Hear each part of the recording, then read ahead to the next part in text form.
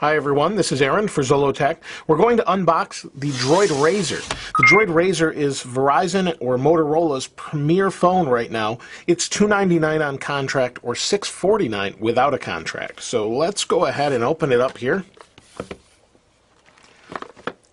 It runs Gingerbread. It has a 4.3-inch Super AMOLED screen with QHD resolution, which means 960 by 540, so it should look pretty nice. When you look at this on Motorola's site, and it's definitely pretty thin for a 4G smartphone, Motorola says the back is made of Kevlar for strength, to keep it really thin. Looks like aluminum and maybe Kevlar together. Thin and light. It also has nanoparticles over the circuitry to prevent it from getting wet, so I thought that was pretty neat. Along with the screen, it has a dual core or two 1.2 gigahertz processors, along with 16 gigs of internal RAM and a 16 gig micro SD card. And it's got a 1080p video recording capability and can do a lot of the other things that the other Motorola devices can, as far as the web top and desktop. And I do have a dock here off to the side that we'll look at in a little bit that's for that. Let's go ahead and set this aside. This looks really nice. Let me just show you quickly. Here's the Droid Bionic here. Here's the Droid Razr. So it's definitely thinner. And this is supposed to be a Super AMOLED screen, which is nice. It also has Gorilla Glass on it, Corning Gorilla Glass. Let's see what's in the box here. So we have our micro USB cable. Oops, I ripped that. Micro USB cable. Normal Motorola cable. We have, this is new. This is a new wall adapter from Motorola. I think I like this. This is very small, sort of Apple-like as far as the design goes. Folds out and has two USBs, so that's really nice. Haven't seen that before, and that will come in very handy. Let's see what else we've got. And we have a bunch of paperwork here. So master your device, consumer information, product safety, and consumer information about radio frequencies. Let's go ahead and shove the box out of the way along with the USB cable and take a look at the phone itself. So as I mentioned, this display looks really nice. Let's go ahead and pull this off. That screen looks nice. This is a really, really nice looking phone. As with the Bionic, it has a beveled edge around here. It has a forward-facing camera, so you can see that nice little beveled edge around the whole thing. Forward-facing camera. It's a 720p camera at 1.2 megapixels, I believe, and is a really nice addition to pretty much any phone nowadays. Let's take a look at the back and how this works. So on the side, this is where the SIM door is there. So here we have the SIM card slot and the 16 gig micro SD card. I do have the SIM card here, so let's go ahead and grab that. And this is a micro SIM. The only other phone I know that has a micro SIM is the iPhone 4 and 4S. So that's pretty nice. You know, I wasn't so sure about this phone until I started reading about all the specs, and it was pretty impressive, I thought. Let's go ahead and look at the back. Now, it looks like it doesn't have a removable battery, which is rare for one of these devices. I'm trying to pull this off here. That's really nice. It looks like a carbon fiber weave, but it's actually Kevlar, according to Motorola. Let it refocus. So that's Kevlar. It does look like a carbon fiber weave, but that is really nice. On the bottom we have a microphone. We've got our camera, flash, speaker. Oh, I guess the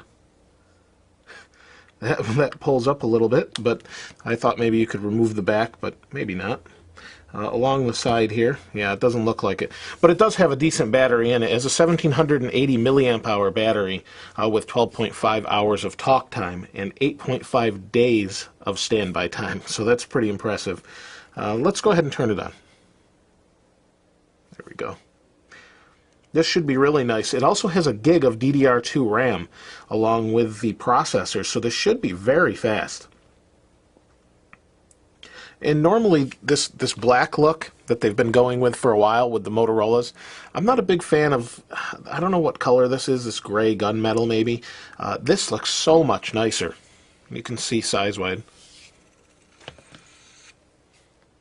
But that is ridiculously thin, super nice. It does have this little lip that Motorola does on a lot of their phones. But the idea is you don't scratch the back because it's got this Kevlar coating, and then you have this really nice Android device. And that screen looks fantastic. Still waiting for the Droid Razr to activate, so we'll take a look at this at a later date. But let's first take a look at the Droid Razr HD dock. So let's go ahead here. I just pulled the tape off of here. I haven't opened it yet. See what we've got.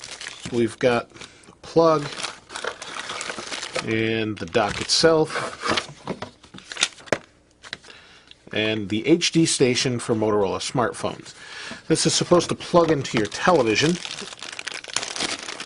And let's see what we've got here. So this is supposed to plug into the television. Let's pull this sticker off.